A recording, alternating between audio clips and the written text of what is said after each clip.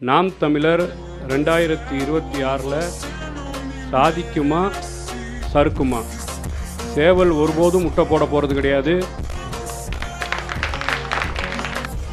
10 பைசாக்கு பிரயோஜனம் இல்லாமல் மாட்டுக்கும் ஆட்டுக்கும் காடை குஞ்சிக்கும் ஆமை குஞ்சிக்கும் பயோமெட்ரிக்கிலே வாக்களிக்க வாய்ப்பு தர வேண்டும் என்று நீங்கள் தீர்மானம் நிறைவேற்றினால்தான்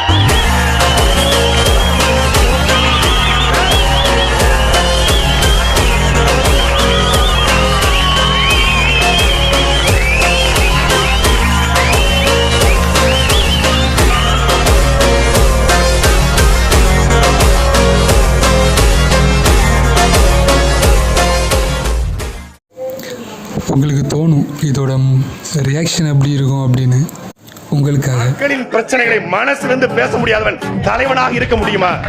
என் தம்பி கார்த்திக் எடுத்து போல ஜனநாயகன் படத்திற்கு சென்சார் தராத பாசிச பாஜகவை கண்டிக்கிறேன். சொல்லு.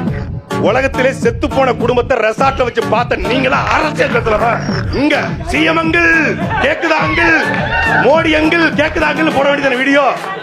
கரூர் பிரச்சனை சிஎம் சார், நான் ஒண்ணு வீட்டுல இருப்பேன் இல்ல ஆபீஸ்ல இருப்பேன். வீடு எங்க இருக்கு? ஆபீஸ்க்கு மேல இருக்கு.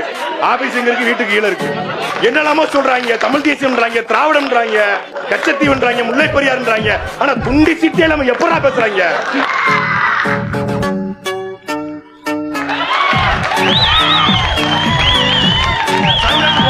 அடத்துல பாத்தீங்கன்னா இது காத்திலே ஊழல் பண்ண ஊரு. டூஜி பாப்ல இங்க பாத்தீங்கன்னா வில்லன நான் சாமி கிட்ட மட்டும் தான் சைலண்டா பேசுவேன், சாக்கடை கிட்ட எல்லாம் பார்ப்பேன். ஆனா இங்க மேடைக்கு வந்துட்டா வெண்ணிலவே வெண்ணிலவே நாம் தமிழர் கட்சி சாதிக்கும், நாம் தமிழர் கட்சி இந்த மண்ணில் கூடிய திராவிடத்தை சரிக்கும் என்பதுதான் யதார்த்த உண்மை. நாட்டின் பிரதமரை தேர்ந்தெடுக்கிற தேர்தல் பக்கா மாசு கட்சி ஆரம்பிச்சிட்டாப்ல. பிப்ரவரி 4 கட்சி அறிவிச்சிட்டாப்ல. அறிவிச்ச பிறகு தேர்தல் சந்திச்சோம். 36,50,000 வாக்குகளை அதே போல இந்திய பிரதமரை தேர்ந்தெடுக்கிற தேர்தலில் என் மக்கள் செலுத்தினார்கள். திராவிடம் அந்த பக்கம், தமிழ் தேசியம் இந்த பக்கம், திமுக அந்த பக்கம், நாம் தமிழர் இந்த பக்கம். 2 பேருக்கு தான் போட்டி. அதை களத்தில் பார்ப்போம். நன்றி, வணக்கம்.